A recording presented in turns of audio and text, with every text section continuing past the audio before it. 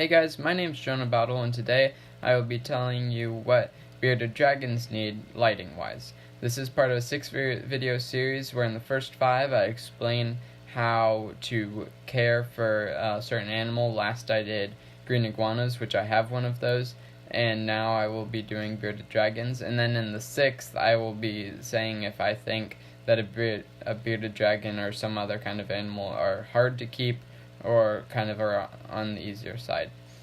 And I'm not sure yet, but I probably won't have this kind of video next week. Actually, that's not true. I think I will, and next week it'll be humidity and temperature. So let's get into it. Okay, so to get started with bearded dragons are basking animals, which means they're going to get as high as they can, not like up in a tree, but say on a piece of driftwood or a hot rock or something, and they're going to take in the heat from the sun. So you're going to have a hot basking light, obviously, that they're going to be able to get close to but not be able to touch. So if you have their cage that you built, then make sure that the light is blocked off by some kind of wire.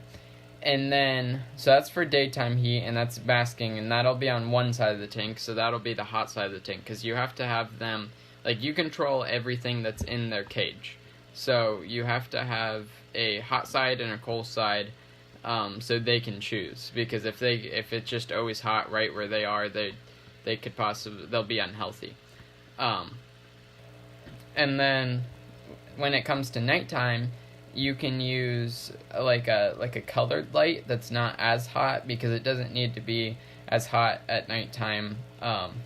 It can actually be a lot like cooler temperature, but it still needs to be warm, obviously warmer than room temperature. So you could use like a colored light, like a red light, or if that bugs them, like if they stay up at night, like they shouldn't. So if they're staying up at night, you should probably change the light.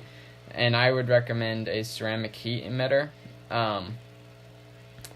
So yeah, but they also, since they're basking animals, they need light from the sun. And I talked about in the food video, like multivitamins, or maybe not multivitamins, but like calcium stuff.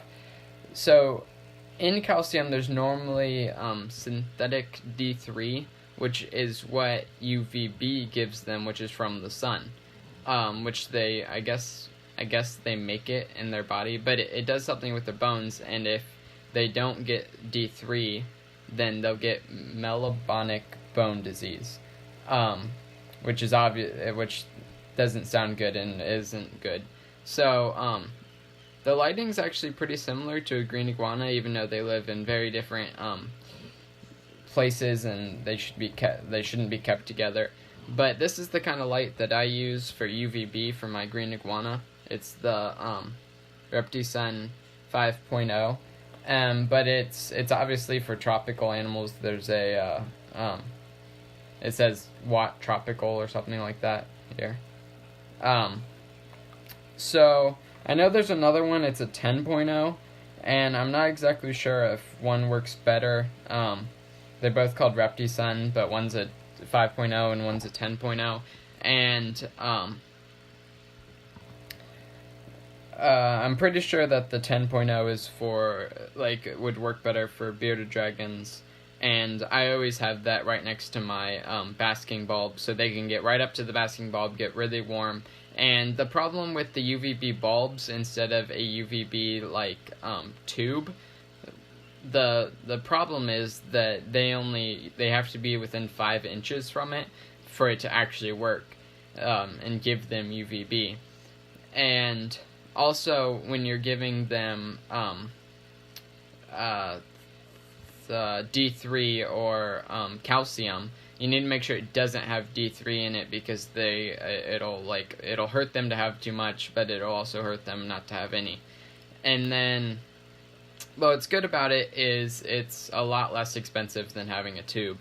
And if, like, price isn't a problem, then I would definitely recommend getting a tube, because it would cover so much more of the aquarium.